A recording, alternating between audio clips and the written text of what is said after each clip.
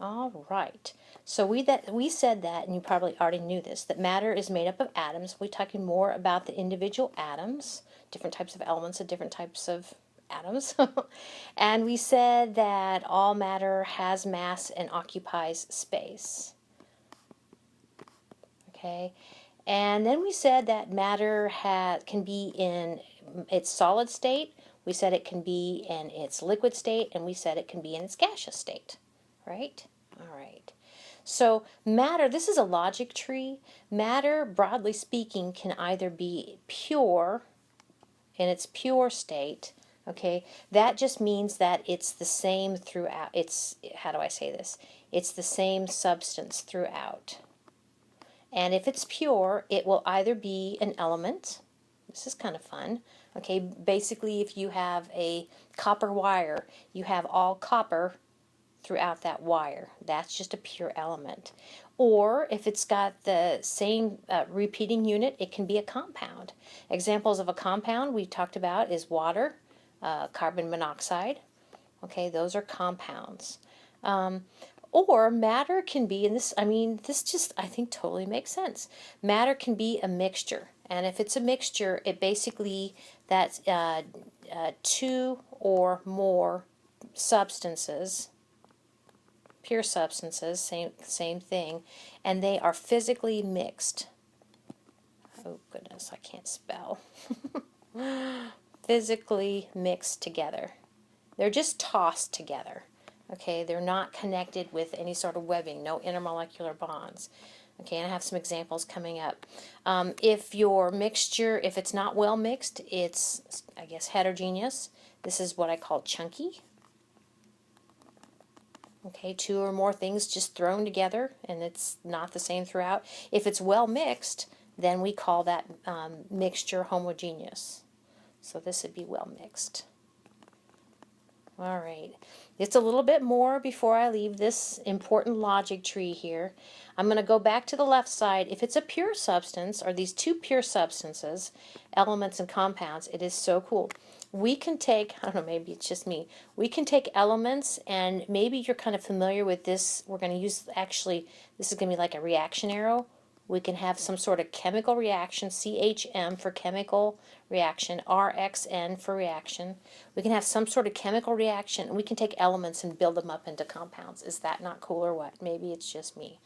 We can take compounds and break them back down into piles of elements, but we need to do, again, some sort of chemical reaction to go back and forth. Then one last over here on the right, back again, mixtures can be separated. We can separate them. Oops, goodness. Separate, sorry. Back into pure substances.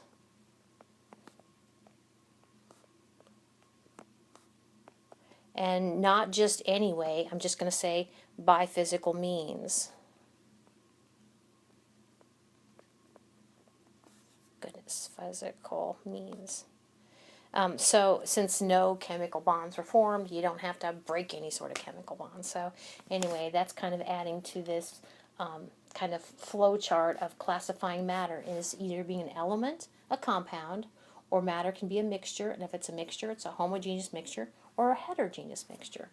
So I've got a figure from your textbook. Oh, see, I forgot. See, I added these.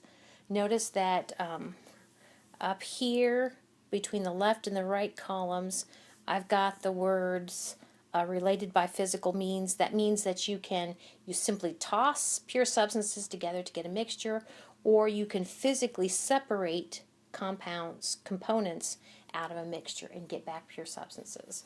And then down here, this is kind of like my arrow going to the left, arrow going to the right. By chemical means, you can go back and forth between elements and compounds.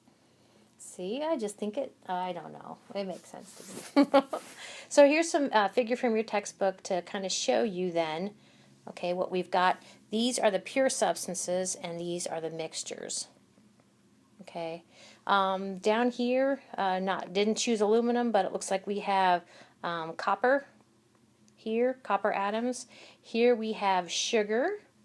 That's an example of a compound. Again, your textbook goes with Reds are what? Oxygens. Blacks are carbons. And yeah, blacks are carbons. And whites are what? Hydrogens. Okay.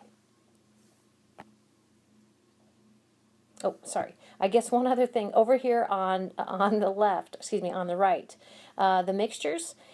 Notice I said homogeneous mixture. I said it's well mixed, and so kind of trying to show you down here.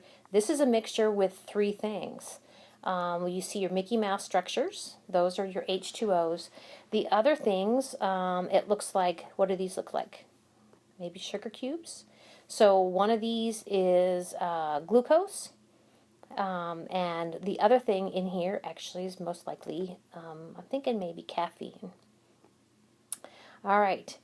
The other type of mixture you can have is chunky. I called it chunky. This doesn't look very chunky, but you can tell that it's not the same throughout. So one of the things that you know is that oil and water do not mix.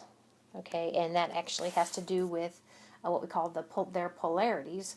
But it has to do with how their atoms are arranged to form molecules. So again, what are these? Water molecules. And these up here, the black are carbon, the white are hydrogen. This is actually just some sort of oil showing you how they do not mix. It's a heterogeneous mixture.